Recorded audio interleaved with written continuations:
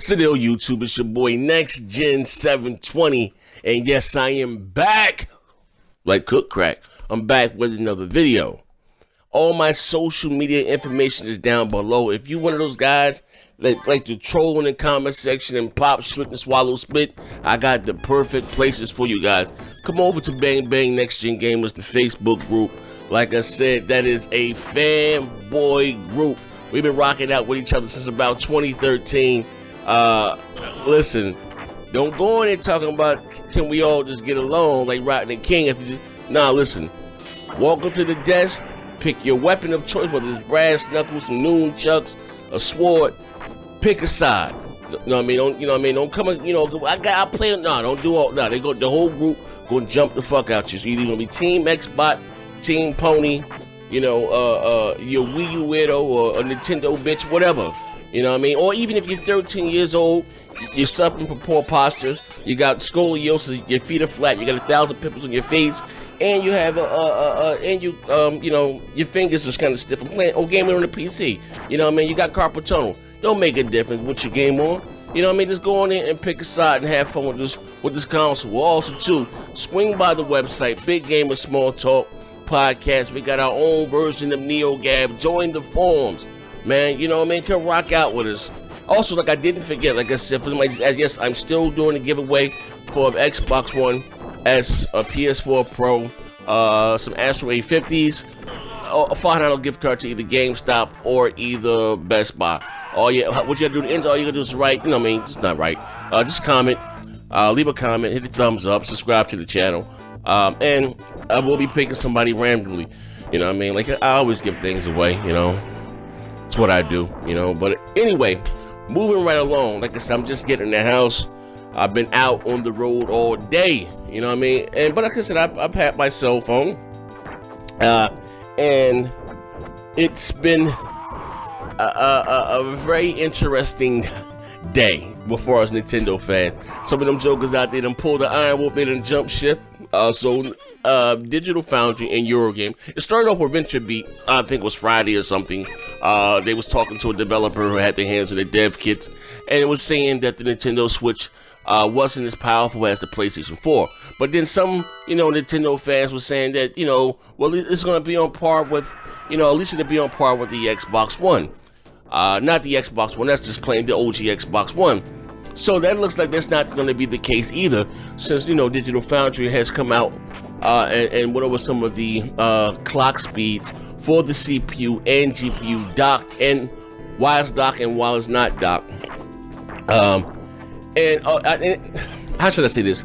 I think the biggest issue with this is that Nintendo was not promoting or advertising this as their successor to the 3DS, as it being the world's most powerful handheld. This is their home console that you can take outside on the go. And this is the issue where it lies, is that they put on a home console that's not on par with hardware that came out in 2013. Let me be more clear, okay? This is Nintendo's 9th generation offering, and for those of you guys that say, "Oh, next gen," you just know I don't hate on. Hate is such a harsh word. I miss the days of Nintendo competing. One of the last interviews that I watched did, before he passed away, he said Nintendo's weak point, or is that they don't do well at competing. To me, what red flags went up is when, at E3 and Reggie was talking. He said he gonna let Microsoft and Sony duke it out for the world of the gigaflops and the taps and the chip. And then some of you guys say, well, we don't need Nintendo to be like Microsoft and Sony. Microsoft and Sony are two different companies. They offer two different experiences. Only thing that Microsoft and Sony have in common are their multiplats. You got God of War over here, you got Halo over here. It's a console exclusives, that gives it its identity. I'm not telling, not saying Nintendo stop making Mario, but you have to get with the times, and by them just being off in the court saying, hey, we're going to do our own thing, hasn't really worked out for them. You know what I mean? If you look at their install base since the NES, besides the Wii, their install base has been on a decline. You know what the main issue is? And again, with some of you guys that are Nintendo fans and not being vocal, like I said, if you don't voice your opinion concerning Nintendo's gonna have any incentive to change. You know what I mean? The big thing, if you don't understand this, is that not everyone can afford to own multiple consoles. You understand what I'm saying? So, even if you're a diehard Nintendo fan, if you're a gamer, you know you just can't own a Nintendo Switch or a Wii U or any one of their consoles as of late. You know, the modern Nintendo, and be fine. Let me give you this comparison. Growing up back in the day, you know, the NES was my first console, right? Then I went on to get the Genesis. But guess what? If I didn't get the Genesis, I would have been fine with just owning a Nintendo, a NES, or even a Super NES. It's not like that anymore with Fars Nintendo, and that's the problem. You know what I mean? You have to offer the same things and more that your competitors are doing. You know, not saying, you know, they don't have to. You know, I'm not asking, or anyone's asking for Nintendo to have God of War on their platform. You can still do it if you're into the Mario thing, but them not having the basic features that, you know, gamers have been used to doing, that's a big issue. Now you're gonna have the die-hard Nintendo enthusiast appears out there. Well, I don't need all that. All I need is my Mario and my Zelda, which is cool. But again, us, the diehards, what's it? They're here doing this, right? We don't bring these companies any money. What I mean by that, it's the casual. And the casual wants to play their Battlefield. The casual wants to play their Destiny. The casual wants to do their, you see where I'm going with that? And I'm not saying those games may not come to the Switch, but looking at these rumored specs that we have, you know, like I said, with this smoke to inspire, we can't act like this generation hasn't all been about power. You know what I mean? You know, and the fact that they're advertising this as their home console, so you're gonna put yourself in the space to be the side-by-side comparison. That's if the game even comes to the platform, because, you know what I mean, shit is gonna hit the fan when developers, I said this before, when they have to go out of their way to shoehorn, you know, software for your platform. Now, what the sell is gonna be there, and I'm saying that. You know, I say a lot of people, well, it's not gonna be that weak. It's getting Unreal Engine 4. Shit, the iPhone probably 7S or 8, whatever the fuck you can have. That's not saying much. Well, it's getting Dragon Quest 11. Have you seen that game? It's not a graphically demanding game. A lot of you guys were jumping up and down. Oh wow, Skyrim.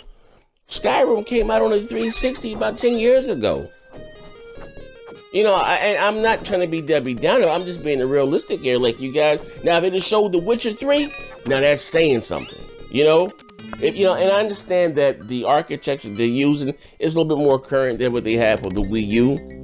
But again, we're talking about the cartridges. You know, a lot of games have DLC. You know, a lot of games are always online. So what about the games that are always online? That was crazy. I'm looking at this thing, his breakdown from Eurogamer, and it was saying that if you're don't expect to get the third party big block, you know, the blockbuster, you know, multiplayer games on the Switch. Yeah, it's crazy, man. Like again, Nintendo has done it again. You know, for some of you guys say, oh, you know what? Oh, you know, I love Nintendo for their